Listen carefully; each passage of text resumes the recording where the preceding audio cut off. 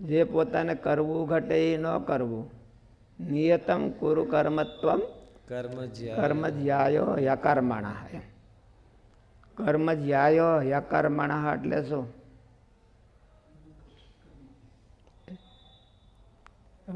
સંતોષ છે ને એમ પૂછે. કર્મ જ્યાયો યકર્મણઃ એટલે શું ભાઈ? શું ભાઈ સ્વામીજી હું તમે કહે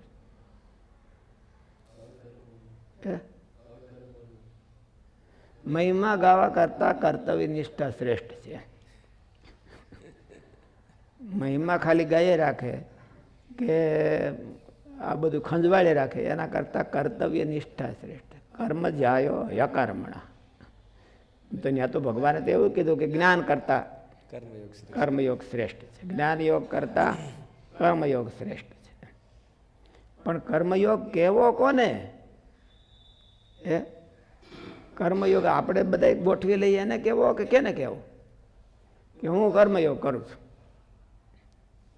હું નિષ્કામ સેવા યોગ કરું છું. નિષ્કામ સેવા યોગ કેવી કોને?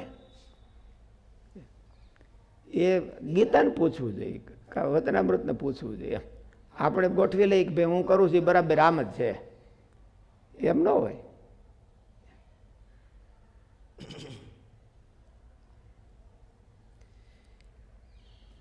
જ્યારે ભગવાનના આશ્રયનું બળ લઈને પોતાનું નિયત કર્તવ્ય ન કરવું, નિયત સાધન ન કરવું, તે પણ દેહાભિમાનનું જ એક રૂપ છે. તે વધારે ભયંકર છે. શાસ્ત્ર પ્રમાણે કર્તવ્ય કરવું જોઈએ. આપણે આપણી મેળે ઉદ્ધામાં લઈ દેહાભિમાન કહેવાય. શાસ્ત્ર પ્રમાણે ઉદ્ધામાં લેવા જોઈએ. ગીતામાં કીધું હોય એ પ્રમાણે નિષ્કામ સેવા યોગ કરવો હોય. વચનામૃતમાં કીધું હોય તો એ પ્રમાણે નિષ્કામ સેવા યોગ કરવો. ભક્તિ નિધિમાં કીધું એ પ્રમાણે ભક્તિ કરવી તો એને બરાબર કહેવાય. તો ભગવાન એનું ધ્યાન રાખે. કર્તવ્ય નિષ્ઠા જોઈને ભગવાન આપણું ધ્યાન રાખે. કર્તવ્ય નિષ્ઠા ન જોવે ન હોય તો એને ભગવાન એનું ધ્યાન કેવી રીતે રાખે? તો આવાને જ બધાને ભગવાન સાચવે. હું વર્કશોપ ઓલું કરવું છે, વર્કશોપમાં કેવી બસો આવે?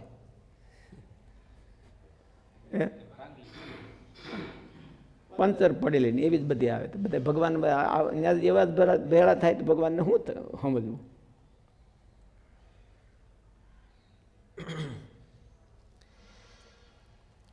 જ્યારે ભગવાનના આશ્રયનું બળ લઈને પોતાનું નિયત કર્તવ્ય ન કરવું, નિયત સાધન ન કરવું, તે પણ દેહાભિમાનનું જ એક રૂપ છે.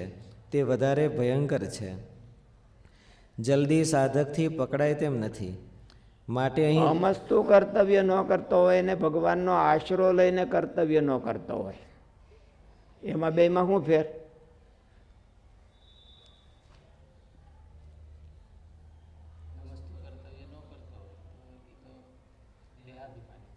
એ તો બધાને ઓળખાય.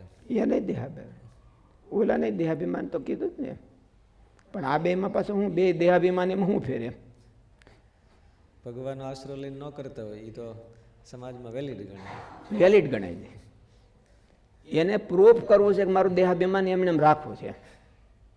એટલે ભગવાનનો આશરો લઈને દેહાભિમાની હોય, કર્તવ્ય ન કરતો હોય, એનું દેહાભિમાન ઓછું થાય નહીં. અને ઓલાનું દેહાભિમાન હોય, આશરા વિનાનું દેહાભિમાન હોય, એને તો હવ કાંદર આવે. આ કરતો નથી તું કે ભગવાન આશ્રિતને શું કરવાનું હોય? આ તો હામો થઈ જાય. એટલે એનું દેહાભિમાન જાય નહીં, ઓછું ન થાય. ભગવાનનો આશરો છે ને એનું પ્રોટેક્શન માટે વાપરે છે. એટલે હું તો મિસયુઝ કરે છે.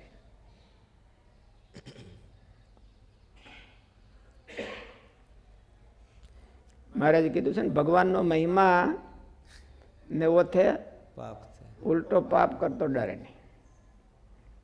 એવો મહિમા છે એનાથી ભગવાન છેટા ભાગે. જ્યારે ભગવાનના આશ્રયનું બળ લઈને પોતાનું નિયત કર્તવ્ય ન કરવું, નિયત સાધન ન કરવું, તે પણ દેહાભિમાનનું જ એક રૂપ છે. તે વધારે ભયંકર છે. જલ્દી સાધકથી પકડાય તેમ નથી. માટે અહીં ભગવાન અર્જુનને કહે છે, યુધ્યસ્વ, તું તારું કર્તવ્ય બજાવ. મેં મારું કર્તવ્ય પ્રથમ બજાવીને આ બધાનું મૃત્યુ નિયુક્ત કરી દીધું છે. તેમજ સાચા સાધકના આંતર બહારના શત્રુઓના નાશ કરનારા પરમાત્મા છે. તેની ચિંતા સાધકને કરવાની હોતી નથી. તેને પરમાત્માનો બની રહેવાની. અર્જુનને પોતાની સામર્થ્ય જોઈને બીક લાગતી હતી. ભીષ્મની હારે હું કેમ લડું, દ્રોણાચાર્યની હારે હું કેમ લડું, અને લડું તો જીતું કે કેમ? એટલે અંદરના શત્રુ છે એ ભીષ્મ દ્રોણ જેવા જ છે.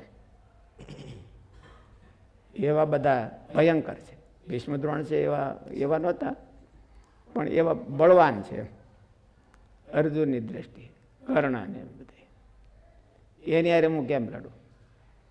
એટલે ભગવાને કીધું કે મયા હતા જેતા સિરણે સપતનાન, તું લડ અને તારો જય થાય.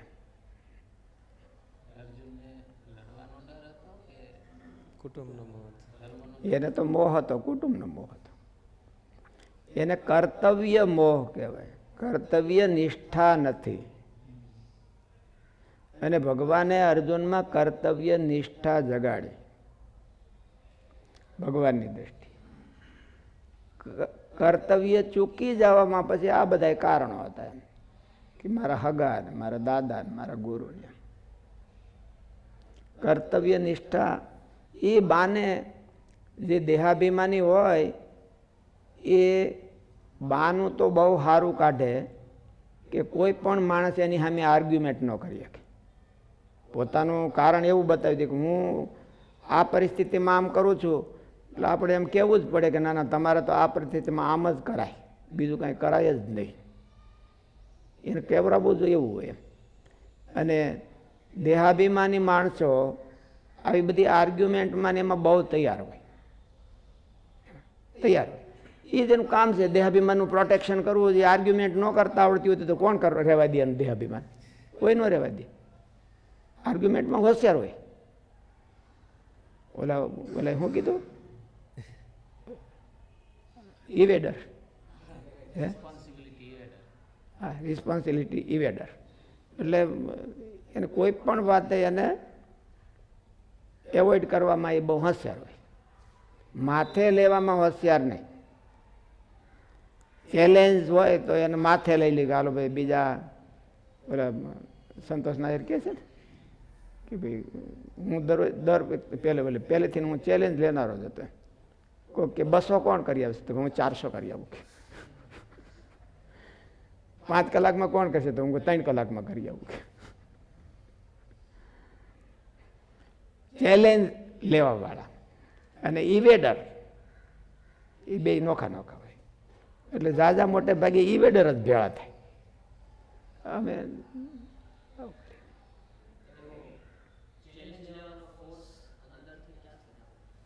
ભગવાનને રાજી કરવા હોય તો લે, કા પોતાની મુમુક્ષુતા જોઈએ, નક્કી જોઈએ, ગોલ જોઈએ. પોતાનો ગોલ હોય તો ચેલેન્જ લે. તમને કોઈ પ્રોજેક્ટ આપે અને તમે રિસ્પોન્સિબિલિટી લીધી હોય તો પછી તમને એમ થાય, તમને ડેડલાઇન આપી દીધી હોય કે તમે 2 મહિનામાં પૂરો કરી દેજો. પણ તમારામાં પાણી હોય તેમ થાય 2 નહીં, 1.5 મહિનામાં પૂરો કરી દઈશ. અને પાણી ન હોવું ને પાણી હોવું એટલે એનો અર્થ શું છે? દેહાભિમાન હોવું ને દેહાભિમાન ન હોવું. દેહાભિમાન ઓછું થાય એટલે પાણી ઓટોમેટિક આવી જાય. દેહાભિમાન ઓછું થાય ને એટલે પાણી ઓટોમેટિક આવી જાય. અને પાણી વયું જાય એટલે દેહાભિમાન આવી જાય.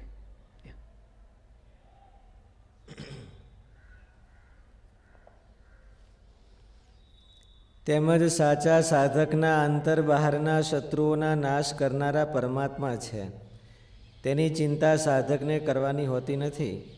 મહારાજે તો એવું કીધું કે એને સત્સંગનો જે પક્ષ છે એ દેહ ને દેહના સંબંધી જેવો થાય તો એના ફળ રૂપે એને શું મહારાજે ફળશ્રુતિ શું કીધી?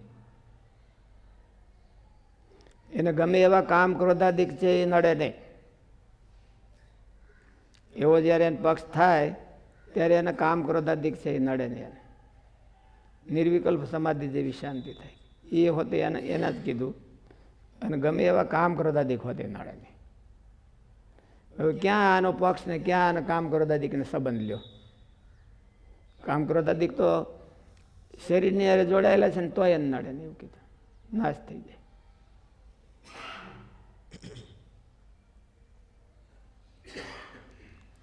તેમજ સાચા સાધકના અંતર બહારના શત્રુઓના નાશ કરનારા પરમાત્મા છે. તેની ચિંતા સાધકને કરવાની હોતી નથી. તેને પરમાત્માનો બની રહેવાની અને પરમાત્માની આજ્ઞા કે ઈચ્છા અનુસાર બરાબર સાવધાનીપૂર્વક કર્તવ્ય બજાવવાની કરવાની છે. ભગવાન કહે છે, તારો વિજય થશે. સાધકની અને અર્જુનની મૂંઝવણ સમાન છે. અર્જુનની સામે ભીષ્મ, દ્રોણ, કર્ણ, જયદ્રથ તે કોઈ રીતે મરી શકે તેવા ન હતા. કોઈ યોદ્ધો તેમના મૃત્યુની કલ્પના પણ ના કરી શકે.